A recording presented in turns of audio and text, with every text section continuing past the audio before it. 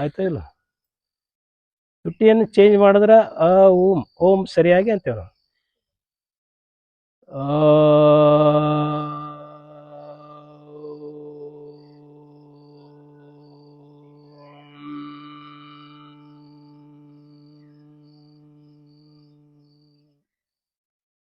ಈ ರೀತಿ ಉಸಿರಾಟ ಓಂಕಾರವನ್ನು ಒಂದು 5-10 ನಿಮಿಷ ಕೇವಲ ಓಂ ಹೇಳ್ತಾ ಕೂಡೋದ್ರಿಂದ ಈ ವಾತ ಪಿತ್ತ ಕಫ ಮೂರು ಬ್ಯಾಲೆನ್ಸ್ ಆಗ್ತಾವ್ರಿ. ಜಡ್ಡುಗಳಿಂದ ದೂರ ಆಗ್ತೀರಿ. ಇಲ್ಲ ಏನು ಸಣ್ಣ ವಯಸ್ಸು 30 ವಯಸ್ಸಿಗೆ ಮೊನ್ನೆ ನಮ್ಮ ದವಾಖಾನೆಯವ್ರು ಡಾಕ್ಟರ್ ಹೇಳ್ತೀರಿ 30 ಇಯರ್ಸ್ ಅದೇ ಅನೇಕ ಪ್ರಾಬ್ಲಮ್ಸ್ ಹೇಳ್ತಿದ್ದ. ಅವಾಗ ಹೇಳಿದ್ರೆ ಏನು ರೀ ಸಣ್ಣ ವಯಸ್ಸಿನಾಗ ಆಗ್ಯದಂತ ನಾ ಕೇಳ್ತೀನಿ. ಡಾಕ್ಟರ್ ಹೇಳಿದ್ರಿ ಇಲ್ಲಿ 30ಕ್ಕೆ ಈಗ ವಯಸ್ಸಾಯಿತು ಅನ್ನೋದು. ಈಗಿನ ಕಾಲದಲ್ಲಿ 30 ಆದರೆ ವಯಸ್ಸಾಯಿತು ಅಂತ. ಸೊ ಆ ಪರಿಸ್ಥಿತಿ ನಮ್ಗೆ ಯಾರಿಗೆ ಬರಬಾರ್ದು ರೀ. ಆಮೇಲೆ ನಾವು ಇಡೀ ದೇಶದ ಜನ ಮೆಡಿಸಿನ್ ಫ್ರೀ ಆಗ್ಬೇಕ್ರಿ. ನಾವು ಈ ಲಾಬಿಯಿಂದ ದೂರ ಆಗಬೇಕು. ಔಷಧಿ ಗುಳಿಗೆ ಯಾವ ಜಡ್ಡಕ್ಕೂ ಔಷಧಿ ಗುಳಿಗೆ ಬೇಕಾಗಿಲ್ಲ. ನಮ್ಮ ಲಿವರು ಯಾವುದೇ ಫಾರಿನ್ ವಸ್ತುವನ್ನು ಎಕ್ಸೆಪ್ಟ್ ಮಾಡೋದಿಲ್ಲ. ನೀವು ಒಂದು ಗುಳಿಗೆ ಹಾಕಿದ್ರಿ liver will not accept it. ಯಾಕಂದರೆ ಇಟ್ಸ್ ಎ ಫಾರಿನ್ ಬಾಡಿ. ಏನೋ ಹೊರಗಿಂದ ಹಾಕಿದ್ರಿ ಕೆಮಿಕಲ್ಸನ್ನು ಹಾಕಿರಿ ಅಂದರೆ ಲಿವರ್ ಎಕ್ಸೆಪ್ಟ್ ಮಾಡೋದಿಲ್ಲ. ಲಿವರ್ ಏನೇ ಇದ್ದರೂ ನೈಸರ್ಗಿಕವಾದಂಥ ವಸ್ತುಗಳನ್ನು ಎಕ್ಸೆಪ್ಟ್ ಮಾಡ್ತದೆ. ಆಯುರ್ವೇದ ಟ್ಯಾಬ್ಲೆಟ್ಸ್ ಇದ್ದರೆ ಎಕ್ಸೆಪ್ಟ್ ಮಾಡ್ತದೆ. ಅಲೋಪತಿ ಟ್ಯಾಬ್ಲೆಟ್ಸ್ ಮೆಡಿಸಿನನ್ನು ಎಕ್ಸೆಪ್ಟ್ ಮಾಡೋದಿಲ್ಲ.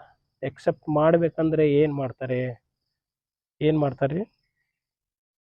ಎಕ್ಸೆಪ್ಟ್ ಮಾಡಬೇಕಂದ್ರೆ ಆ್ಯಂಟಿಬಯೋಟಿಕ್ ಗುಳಿಗೆ ಕೊಡ್ತಾರೆ. ಈಗ ಹೇಗೆ ಒಂದು ಬೆಸ್ಟ್ ಎಕ್ಸಾಂಪಲ್ ಹೇಳ್ತೀನಿ ನಿಮ್ಗೆ. ಪೊಲೀಸ್ ಚೆಕ್ ಪೋಸ್ಟ್ ಇರ್ತದೆ.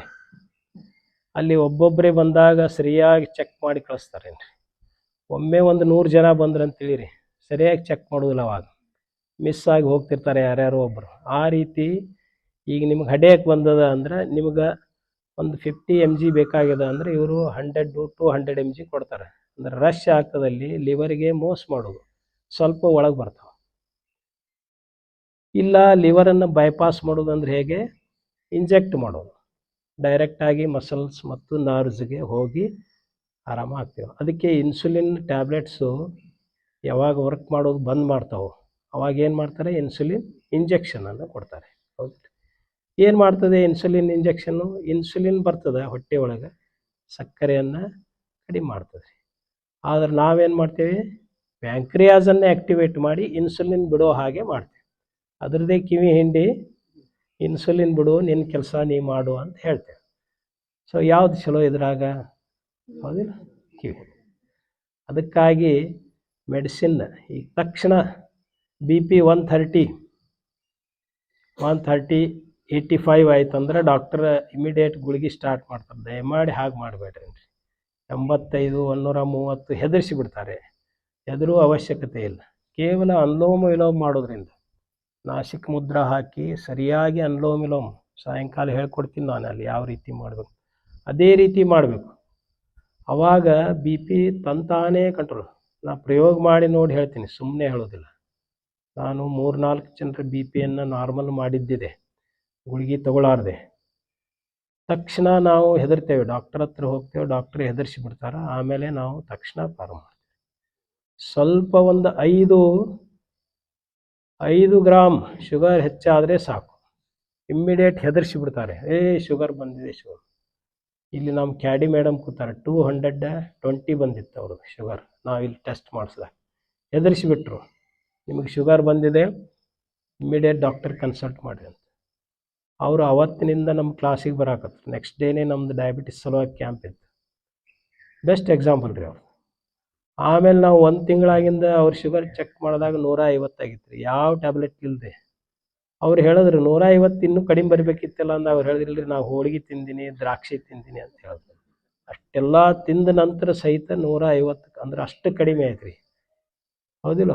ಈ ರೀತಿ ಅನೇಕರು ಅದಾರ. ಈಗ ಮೇಡಮ್ ಅವ್ರು ಮಾತಾಡ್ಸ್ತಾರೆ ಅವರಿಗೆಲ್ಲ. ಅನೇಕರು ಇಲ್ಲಿ ಆರಾಮದವ್ರದಾರೆ. ಇದು ನಿಮ್ಮ ಕಣ್ಣು ಮುಂದೆ ಬೆಸ್ಟ್ ಎಕ್ಸಾಂಪಲ್ ಅದ ರೀ. ಇಷ್ಟೆಲ್ಲ ಆರಾಮಾಗಿದ್ದಾರೆ. ನಾವು ಕಂಟಿನ್ಯೂಸ್ ಆಗಿ ಆರಾಮಿರಬೇಕು ಅಂದರೆ 24 hours ಅಲ್ಲಿ ಭಾಳ ಆದರೆ 5 ತಾಸು ನಾ ಮಲ್ಕೋತೀನಿ. ರೆಸ್ಟ್ ಮಾಡೋದೇ 5 hours. ಹೌದಿಲ್ಲ? ಉಳಿದೆಲ್ಲ ಕೆಲಸಗಳು, ಅನೇಕ ಕೆಲಸಗಳದಾವ್ರಿ. ನಿನ್ನೆ ಊರಾಗಿಲ್ಲ, NTPC ನೌಕರರು ಬಂದಿರು, ಅವ್ರ ಜೊತೆಲಿ DC ಕಡೆ ಹೋದೆವು, ಮಿನಿಸ್ಟರ್ ಕಡೆ. ಈಗ ಕಂಟಿನ್ಯೂಸ್ ಆಗಿ ಕೆಲಸ ಇರ್ತದೆ ನನಗೆ, ಯಾರೋ ಫೋನ್ ಮಾಡ್ತಾರೆ, ಹೋಗ್ತೀನಿ ಬರ್ತೀನಿ, ಹೌದಿಲ್ಲ ರೀ. ಇಷ್ಟಿದ್ರೂ ನಿಮಗೆ ಯಾವಾಗೂ ನಾ ಇಲ್ಲಿ ಉತ್ಸಾಹ ಕಡಿಮೆ ಮಾಡಿ ತೋರಿಸಿಲ್ಲ ನಿಮಗೆ, ಹೌದಿಲ್ಲ ರೀ. ಈಗ ಸುಮಾರು ಒಂದು 60ರಿಂದ 70 ಆಸನಗಳನ್ನು ಯಾವುದೇ ರೆಸ್ಟ್ ಇರಲಾರ್ದೆ ಮಾಡಿ ತೋರಿಸಿದೆ ಅಲ್ಲೋ ನಿಮಗೆ, ಹೌದಿಲ್ಲ ರೀ. ಯಾವ ಏಜಲ್ಲಿ? 63ರಲ್ಲಿ. ಸೊ ಹೀಗೆ ನೀವು ಸಹಿತ ನನ್ನ ಹಾಗೆ ಆಗಬೇಕು. ನಮ್ಮ ಉದ್ದೇಶ ಏನಂದ್ರಿ, ಮೆಡಿಸಿನ್ ಫ್ರೀ ಇರಬೇಕು, ಡಿಸೀಸ್ ಫ್ರೀ ಇರಬೇಕು. ಎಲ್ಲ ಪ್ರತಿಯೊಬ್ಬ ಇಡೀ ಸೊಸೈಟಿಯಲ್ಲಿ ಎಲ್ಲರೂ, ಇವರು ನಮ್ಮವರು, ಇವರು ಬೇರೆಯವರು, ಯಾವುದೂ ಇಲ್ಲ, ಭೇದ ಭಾವ ಇಲ್ಲ, ಎಲ್ಲರೂ ಮೆಡಿಸಿನ್ ಫ್ರೀ ಆಗಿರಬೇಕು. ಇದು ನಮ್ಮ ಉದ್ದೇಶ ರೀ. ಅದಕ್ಕಾಗಿ ಕೆಲಸ ಮಾಡಿದ್ರೆ ನಾವು ಭಗವದ್ಗೀತೆಯನ್ನು ಓದ್ತೀವಿ, ಅದರಲ್ಲಿ ಯಾರು ಕರ್ಮವನ್ನು ಯಾವುದೇ ಅಪೇಕ್ಷೆ ಇರಲಾರ್ದೆ ಮಾಡಬೇಕು. ಸೊ ಕರ್ಮವನ್ನು ಮಾಡೋದು ಅಪೇಕ್ಷೆ ಇರಲಾರ್ದೆ ಮಾಡೋದು, ನೀವು ಎಲ್ಲರೂ ಆರಾಮಾಗಬೇಕು ಅನ್ನುವಂಥ ಒಂದೇ ಉದ್ದೇಶ. ಸೊ ಅದಕ್ಕಾಗಿ ಈಗ ಸಾಯಂಕಾಲ ಸಹಿತ ನಾವು ಪ್ರಾಣಾಯಾಮದ ಕ್ಲಾಸ್ ಪ್ರಾರಂಭ ಮಾಡೀವಿ ರೀ. ಲಕ್ಷ್ಮೀ ಗುಡಿಯಲ್ಲಿ ಇವತ್ತಿನಿಂದ ಇರ್ತದೆ, ಮಂಜುನಾಥ್ ನಗರದಲ್ಲಿ. ಸರಿಯಾಗಿ ಪ್ರಾಣಾಯಾಮ ಹೇಗೆ ಮಾಡಬೇಕು ಅನ್ನೋದನ್ನು ಅಲ್ಲಿ ಸರಿಯಾಗಿ ಹೇಳಿಕೊಡ್ತಾ ಇದ್ದೇನೆ ಏನ್ರಿ. ಪ್ರಾಣಾಯಾಮದ ಅನೇಕ ವಿಧಾನಗಳು, ಉಸಿರನ್ನು ಕುಂಭಕ ಮಾಡೋದು, ಆಮೇಲೆ ಬಂಧಗಳನ್ನು ಕೂಡ ಹೇಳ್ತಾ ಇದ್ದೇನೆ. ಭಾಳ ಅಂದರೆ ಈಗೆಷ್ಟು ಆಸನಗಳು ಮುಖ್ಯವೋ ಅದಕ್ಕಿಂತ ಹೆಚ್ಚು ಮುಖ್ಯ ಪ್ರಾಣಾಯಾಮ. ಉಸಿರು ಮುಖ್ಯ, ಅತ್ಯಂತ ಮುಖ್ಯ. ಸೊ ಅದು ಕೂಡ ಲಾಭವನ್ನು ತಗೋಬೋದು ನೀವು, ಆ ಲಾಭವನ್ನು ಪಡಿಬೋದು. ಇದೆಲ್ಲ ಉಚಿತದ. ನೀವು ಆರಾಮಾಗಿ ತೋರಿಸಿದ್ರೆ ನನಗೆ ಭಾಳ ಖುಷಿ ಆಗ್ತಾರೆ. ಆರಾಮಾಗಿ ನಾನು 16 ಸರ್ ನೋಡಿದೆ, ಆರಾಮಾಗಿದ್ದು ನೋಡಿ ಖುಷಿ ಆಯಿತು. ಹಾಗೆ ನಮ್ಮ ಲೋಣಿ ಸರು, ಈಗ ನಮ್ಮ ಗೀತಕ್ಕ ಪೂರ್ತಿ ಬ್ಲಡ್ ಶುಗರನ್ನು ನಾರ್ಮಲ್ ಮಾಡ್ಕೊಂಡ್ಬಿಟ್ರಿ ಕೇವಲ 3.5 ತಿಂಗಳಲ್ಲಿ. ಭಾಳ ಹೈ ಬ್ಲಡ್ ಶುಗರ್ ಇದ್ದದನ್ನು ನಾರ್ಮಲ್ 3.5 ತಿಂಗಳಲ್ಲಿ. ಅದೇ ರೀತಿ ಸಂಜು ಭಾಳಷ್ಟು, ಎಷ್ಟೊಂದು ಚಂಚಲವಾದ ಮನಸ್ಸಿತ್ತು, ಆ ಮನಸ್ಸನ್ನು ಭಾರಿ ಹತ್ತಿ ಮಾಡ್ಕೊಂಡ್ರಿ. ಅದಕ್ಕೆ ಇವ್ರದ್ದು ಕಾಂಟ್ರಿಬ್ಯೂಷನ್ ಭಾಳ ಅದ, ಅವ್ರ ಮನೆಯವ್ರದ್ದು. ಅವರನ್ನು ಹತ್ತಿ ಇಟ್ಕೊಂಡು ಅವರು ಈಗ ಅವ್ರದ್ದು 9.7 ಇದ್ದಂಥ HbA1c ಇವತ್ತು ಆಲ್ಮೋಸ್ಟ್ ನಿಯರಿಂಗ್ ಟು ನಾರ್ಮಲ್ಸಿ. ಇವೆಲ್ಲ ಆಶ್ಚರ್ಯ, ನನಗೇ ಆಶ್ಚರ್ಯ ಅನ್ನಿಸ್ತದೆ ರೀ.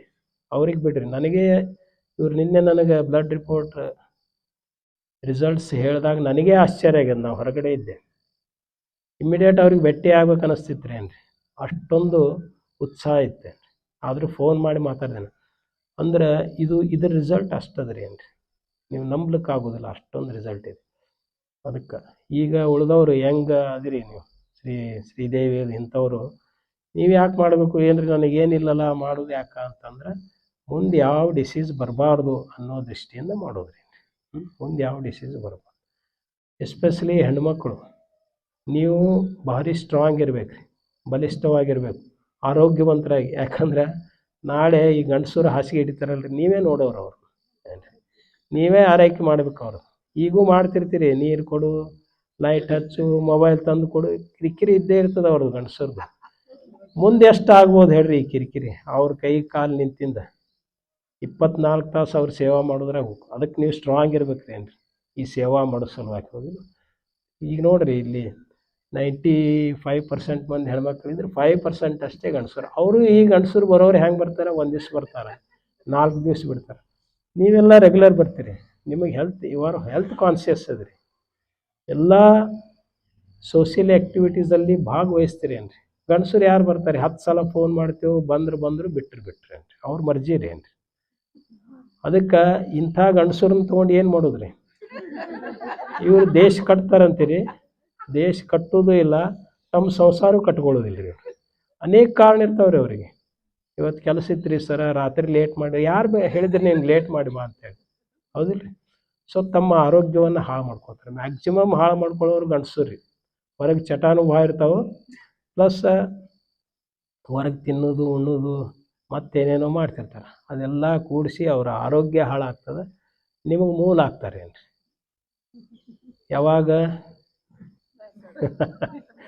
ಈ ಮನುಷ್ಯ ಯಾವಾಗ ಹೋಗ್ತಾನಪ್ಪ ಅಂತ ಅನ್ನೋ ಪರಿಸ್ಥಿತಿ ಬರ್ತದೆ, ಹೌದಿಲ್ಲ. ಅದಕ್ಕೆ ನೀವು ನಿಜವಾಗ್ಲೂ, ನಾನು ಹೆಣ್ಮಕ್ಳನ್ನು ಈ ತಾಯಂದರು ಅಂತ ಕರಿತೇವೆ ನಾವು ಹೆಣ್ಮಕ್ಳನ್ನ. ತಾಯಿ ಯಾಕಂತೇವಂದ್ರೆ ಅಷ್ಟು ಶ್ರೇಷ್ಠರು ನೀವೇನ್ರಿ. ನೀವೆಲ್ಲ ಇಷ್ಟು ಉತ್ಸಾಹದಿಂದ ಮಾಡ್ತೀರಿ, ಎಲ್ಲ ಕಾರ್ಯಕ್ರಮಗಳನ್ನು ಮಾಡ್ತೀರಿ. ನಿಮ್ಮಷ್ಟು ಶ್ರೇಷ್ಠ ಯಾರೂ ಇಲ್ಲ. ಅದಕ್ಕೆ ನಾವು ನದಿಗಳಿಗೆ ತಾಯಿ ಅಂತೀವಿ, ಭೂಮಿಗೆ ತಾಯಿ ಅಂತೀವ್ರಿ ಏನ್ರಿ. ಬಹಳಷ್ಟು ಗೌರವ ಕೊಡು ನಾವು ಭಾರತೀಯರು ಹೆಣ್ಣು ಮಕ್ಕಳಿಗೆ. ಸೊ ಅದಕ್ಕೆ ನಾವೆಲ್ಲರೂ ಈಗೇನು ಮಾಡ್ತಾ ಇದ್ದೀರಿ ಇದನ್ನು ಮಾಡಿರಿ, ಇಲ್ಲೇ ಬಂದು ಮಾಡಂತ ಹೇಳೋದಿಲ್ಲ, ಮನೆಯೊಳಗೆ ಮಾಡಬೇಕು. ಬರ್ಲಿಕ್ಕೆ ಆಗದೆ ಇದ್ದರೆ ರೆಗ್ಯುಲರ್ ಆಗಿ ಮಾಡಬೇಕು. ಅಥ ಯೋಗಾನುಶಾಸನ ಅಂತ ಹೇಳಿದ್ದು ಎದ್ರ ಸಲುವಾಗಿ ಅಂದ್ರೆ ಪ್ರತಿನಿತ್ಯ ಮಾಡ್ತಾ ಹೋಗಬೇಕು. ಯಾವತ್ತು 8 ದಿವಸದಾಗ 1 ದಿವಸ ಮಾಡಿದೆ, ಇವತ್ತು ಊರಿಗೆ ಹೋದೆ ರೀ, ಇವತ್ತು ಬೆಳಗ್ಗೆ ಏಳಕ್ಕಾಗಲಿಲ್ಲ ರೀ, ನಿನ್ನೆ ರಾತ್ರಿ ಲೇಟ್ ಮಾಡಿ ಮಲಗಿದ್ದೆ, ನಿನ್ನೆ ಹೆಚ್ಚಿಗೆ ಊಟ ಮಾಡಿದೆ, ಇಂಥವೆಲ್ಲ ನೆಪ ಭಾಳ ಕೇಳಿನ ಏನ್ರಿ. ಹೌದು, ಎಲ್ಲ ಹೇಳ್ತಾ ಇದ್ದರೆ ನಾನು ಅನೇಕ ಪ್ರವಾಸ 30 ವರ್ಷದಿಂದ ಭಾರತೀಯ ಮಜ್ದೂರ್ ಸಂಘ ಜಿಲ್ಲಾ ಅಧ್ಯಕ್ಷ ಇದ್ದೆ. ಅನೇಕ ಇಡೀ ದೇಶವನ್ನು ಅಡ್ಡಾಡಿನ ನಾನು. ಟ್ರೈನ್ ಒಳಗಿದ್ರೆ ಟ್ರೈನ್ ಒಳಗೆ ಯೋಗಾಸನ ಮಾಡ್ತಿದ್ದೆವು ಏನ್ರಿ. ಲಾಜಿಂಗ್ ಒಳಗಿದ್ರೆ ಲಾಜಿಂಗ್ ಒಳಗೆ ಮಾಡ್ತಿದ್ದೆವು. ಮುಂಜಾನೆದ್ದು ಯಾರು ಕರೀತಾರೆ ನಿಮ್ಗೆ ಮೀಟಿಂಗ್? 5 ಗಂಟೆಗೆ ಯಾರು ಕರೀತಾರೆ? ನೀವು ನೆಪ ಹೇಳೋದಿಲ್ಲ, ಅಲ್ಲಿ ಹೋಗಿದ್ದೆ ಇಲ್ಲಿ ಹೋಗಿದ್ದೆ. ಆಮೇಲೆ ಯಾವುದೋ ಒಂದು ಹಬ್ಬದ ಆಚರಣೆ ಮಾಡ್ತೀರಿ ಏನ್ರಿ, ಅವಾಗ 8 ದಿವಸ ಮೊನ್ನೆ 9 ದಿವಸ ನೋಡಿ, 9 ದಿವಸ ಯೋಗನೇ ಬಿಟ್ಬಿಟ್ರಿ ಏನ್ರಿ ಎಲ್ಲರೂ. ಇದೆಲ್ಲ ಯಾವ್ದ್ರಿ ಏನ್ರಿ? ಯಾವ ರೀತಿ ದೇವ್ರಂದ್ರೆ ಈ ಗಾಡಿ ಒಳಗೆ, ಕಲ್ಲೊಳಗೆ, ಮಣ್ಣೊಳಗೆ ಅದಾನ, ನಿಮ್ಮ ಆತ್ಮದಾಗ ಅದಾನ. ಭಗವದ್ಗೀತೆ ಹೇಳಿ ಏನು ಉಪಯೋಗ ಆಯ್ತಪ್ಪ ಅನ್ನಿಸ್ತದ ಒಂದೊಂದು ಸಾರಿ ಏನ್ರಿ. ಹೌದು, ಭಗವದ್ಗೀತೆ ಹೇಳಿ ಏನು ಯೂಸ್ ಆಯ್ತು ಅದರ? ನೀವು ಕರೆಕ್ಟ್ ನಿರಂತರವಾಗಿ ಮಾಡ್ತಾ ಹೋದ್ರೆ ಮಾತ್ರ ಲಾಭ ಸಿಗ್ತದೆ. ಏಕಾಗ್ರತೆಯಿಂದ ಮಾಡಿದ್ರೆ ಮಾತ್ರ ಲಾಭ ಸಿಗ್ತದೆ. ಸುಮ್ಮನೆ ಏನೋ ಮಾಡ್ತೀರಿ, ಏನೇನೋ ಇಟ್ಕೊಳ್ತೀರಿ ಏನ್ರಿ. ಹಬ್ಬ ಬಂದಾಗ ಇಲ್ಲಿ ಎಕ್ದಮ್ ಕಡಿಮೆ ಆಗಿಬಿಡ್ತದೆ, ಸ್ಟ್ರೆಂತ್ 20ಕ್ಕೆ ಬಂದುಬಿಡ್ತಾರೆ ಏನ್ರಿ. ಹಬ್ಬ ಆಚರಣೆ ಎದ್ರ ಸಲುವಾಗಿ ಮಾಡ್ತೀರಿ? ತಿನ್ನೋದ್ರ ಸಲುವಾಗಿ. ದೇವರು ನಮ್ಮ ಆತ್ಮದಲ್ಲಿ ಅದಾನ. ಫಸ್ಟ್ ಇಲ್ಲೇ ಅದಾನ, ಆತ್ಮದಲ್ಲಿ, ಹೃದಯದಲ್ಲಿ ಅವನ ವಾಸಸ್ಥಾನ. ಹೌದಿಲ್ಲ? ಅವನನ್ನು ಪೂಜೆ ಮಾಡ್ರಿ ಏನ್ರಿ. ಹೊರಗಿಂದ ಮಾಡಬೇಡ ಅಂತ ಹೇಳಿಲ್ಲ, ಭಕ್ತಿ ಇರಲಿ. ಆದ್ರೆ ಅದಕ್ಕೂ ಒಂದು ನಮ್ಮ ದಿನದ ಕರ್ತವ್ಯಗಳನ್ನು ಬಿಟ್ಟು ಓಡಾಡೋದಲ್ರಿ. ದಿನದ ಕರ್ತವ್ಯಗಳನ್ನು ಸರಿಯಾಗಿ ಮಾಡಿಕೊಂಡು ಮಾಡೋದು, ಇವೆಲ್ಲ ನಮ್ಮ ಜೀವನದಲ್ಲಿ ರೂಢಿ ಮಾಡ್ಕೋಬೇಕು.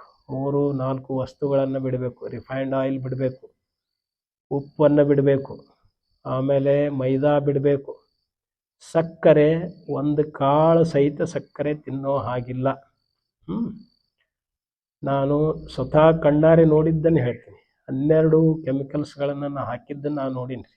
ಸಕ್ಕರೆ ಫ್ಯಾಕ್ಟ್ರಿ ನೌಕರ ಸಂಘದ ಅಧ್ಯಕ್ಷ ಇದ್ದೆ ನಾನು, ಅಲ್ಲಿ ಹೋಗಿ ನೋಡಿದ್ದದೆ. ಆವತ್ತಿನಿಂದ ಸಕ್ಕರೆ ಒಂದು ಅಗಳು ಕೂಡ ನಾನು ತಿನ್ನೋದಿಲ್ಲ ರೀ. ಸಕ್ಕರೆ ಇಟ್ಸ್ ಅ ಪಾಯ್ಸನ್. ನನಗೆ ಶುಗರ್ ಇಲ್ಲರಿ, ನನಗ್ಯಾಕೆ ಬೇಡ ಅಂತೀರಿ ಅನ್ಲಿಕ್ಕೆ ಹೋಗಬೇಡ್ರಿ. ದಯವಿಟ್ಟು ಸಕ್ಕರೆಯನ್ನು ಮುಟ್ಟೋ ಹಾಗಿಲ್ಲ. ಮೈದಾ ಅದರಲ್ಲಿ ಯಾವುದೇ ಶಕ್ತಿ ಇರೋದಿಲ್ಲ, ವಿಟಮಿನ್ಸ್ ಇರೋದಿಲ್ಲ, ಮಿನರಲ್ಸ್ ಇರೋದಿಲ್ಲ, ನ್ಯೂಟ್ರಿಯೆಂಟ್ಸ್ ಇರೋದಿಲ್ಲ. ಬಿಟ್ಟು ಬಿಡೋದು. Refined oil it's not A oil. ಹೌದಿಲ್ಲ? ಅದನ್ನು ಬಿಡೋದು. ಹೊರಗಿನ ಫುಡ್ಡನ್ನು ದಯಮಾಡಿ ಬಿಟ್ಟು ಬಿಡೋದ್ರಿ. ಹೊರಗಿನ ಫುಡ್ ತಿನ್ನೋ ಹಾಗಿಲ್ಲ, ಬಿಲ್ಕುಲ್ ಸ್ಟಾಪ್ ಮಾಡೋದು. ನಿಮಗೇನು ಬಜ್ಜಿ ತಿನ್ನಿಸ್ಬೇಕಂದ್ರೆ ಮನೆಯೊಳಗೆ ಮಾಡಿ ತಿನ್ನೋದು, ಒಳ್ಳೆಯ ಎಣ್ಣೆಯಲ್ಲಿ. ಟ್ರಾನ್ಸ್ ಫ್ಯಾಟು, ಸ್ಯಾಚುರೇಟೆಡ್ ಫ್ಯಾಟ್ ಇರ್ತದೆ. ಯಾಕಂದ್ರೆ ಮುಂಜಾನಿನ ಸಂಜೆ ತನ ಅದೇ ಎಣ್ಣೆಯನ್ನು ಕುದಿಸ್ತಿರ್ತಾರೆ, ಅಲ್ಲೇ ಬಜ್ಜಿ ಹಾಕ್ತಿರ್ತಾರೆ. ಅಂಥದ್ದು ಯಾಕೆ ತಿನ್ಬೇಕು ಹೇಳ್ರಿ? ಹಿಂದಿನ ಜನ, ನಮ್ಮ ಪೂರ್ವಜರು ನಸಿಕ್ನಲ್ಲಿ ಹೇಳ್ತಿದ್ರು, ಸೂರ್ಯಾಸ್ತ ಆದಮೇಲೆ ಭಾಳೊತ್ತನ ಎಚ್ಚರಿರೋದಿಲ್ಲ. ಸೂರ್ಯಾಸ್ತಕ್ಕಿಂತ ಮುಂಚೆ ಊಟ ಮಾಡೋದು, ಸೂರ್ಯಾಸ್ತ ಆದ ನಂತರ ಮಲಗೋದು, ಸೂರ್ಯ ಉದಯಿಸೋಕ್ಕಿಂತ ಮುಂಚೆ. ಸೂರ್ಯ ಅಂದರೆ ಈಗ ಬೆಳಕು ಬೀಳುವಾಗ ಉದಯಿಸೋದಿಲ್ಲ, ಅದಕ್ಕಿಂತ ಮುಂಚೆನೇ ಉದಯಿಸಿರ್ತಾನೆ. ಅದ್ರ ಕಡೆ ಲಕ್ಷ್ಯ ಇರಲಿ. ಸೊ ಅದಕ್ಕಿಂತ ಮುಂಚೆ ಬೆಳಗ್ಗೆ ಏಳೋದು ಬೇಗ. ಸ್ವಲ್ಪ ವ್ಯಾಯಾಮ ಅತ್ಯಂತ ಅವಶ್ಯಕ ಈಗಿನ ಕಾಲದಲ್ಲಿ. ಹಿಂದಕ್ಕೆ ಬೀಸ್ತಿದ್ರು, ಕುಟ್ತಿದ್ರು, ಕಸ ಹುಡುಕ್ತಿದ್ರು, ಬಾಂಡೆ ತಿಕ್ತಿದ್ರು. ಹಿಂಗೆ ಮಾಡಿ ತಿಕ್ತಿದ್ರಿ. ನಾವು ಹಿಂಗೆ ಕೈಲಿ ಮಾಡಿಸ್ಬೇಕಾಗ್ಯದ ನಿಮಗೆ. ಹೌದಿಲ್ಲ? ಯಾಕಂದ್ರೆ ಬೇರೆಯವ್ರಿಗೆ ಹಚ್ತೀರಿ, ಅವ್ರ ಆರೋಗ್ಯ ಸುಧಾರಣೆ ಆಗ್ತದೆ, ನಿಮ್ದು ಆರೋಗ್ಯ ನಿಮ್ಮ ಕೆಲಸಕ್ಕೆ ಬರೋರು ನೋಡ್ರಿ ಎಂದೂ ಆರಾಮ ತಪ್ಪಿರೋದಿಲ್ಲ ಅವರಿಗೆ. ಯಾಕಂದ್ರೆ ಯಾವಾಗಲೂ ಎಕ್ಸರ್ಸೈಸ್ ಮಾಡ್ಕೊತಿರ್ತಾರೆ ಅವರು. ಸೊ ಹೀಗೆ ನಮ್ಮ ದಿನಚರಿಯನ್ನು, ಲೈಫ್ ಸ್ಟೈಲ್ ಚೇಂಜ್ ಮಾಡೋದು ನಿಮಗೆ 25-30% ಆರೋಗ್ಯವನ್ನು ಸುಧಾರಣೆ ಮಾಡಿಬಿಡ್ತದೆ. ಈ ಎಲ್ಲ ಪಾಯ್ಸನಸ್ ಫುಡ್ ತಿನ್ನೋದು ಅದೊಂದು 25-30% ಕಡಿಮೆ ಮಾಡ್ತದೆ. ನಾವು ಮುಂದೆ ಆಸನ ಪ್ರಾಣಾಯಾಮಗಳನ್ನು ಮಾಡಿದ್ರೆ, ಧ್ಯಾನಗಳನ್ನು ಮಾಡಿದ್ರೆ 100% ಆರಾಮಾಗಿಬಿಡ್ತೇವೆ. ಸೊ ಯಾವ ರೋಗನೂ ಇರೋದಿಲ್ಲ, ಸ್ಟ್ರೆಸ್ ಇರೋದಿಲ್ಲ, ಮೆಂಟಲ್ ಸ್ಟ್ರೆಸ್ಸು, ಮನೆಯೊಳಗೆ ಜಗಳ ಆಗೋದಿಲ್ಲ, ಗಂಡ ಹೆಂಡತಿ ವೈಮನಸ್ಸಿರೋದಿಲ್ಲ, ಶಾಂತ ರೀತಿಯಿಂದ ಆರಾಮಾಗಿರ್ತೀರಿ. ಇದು ಯೋಗ. ಮತ್ತೇನು ಬೇಕು ಹೇಳ್ರಿ.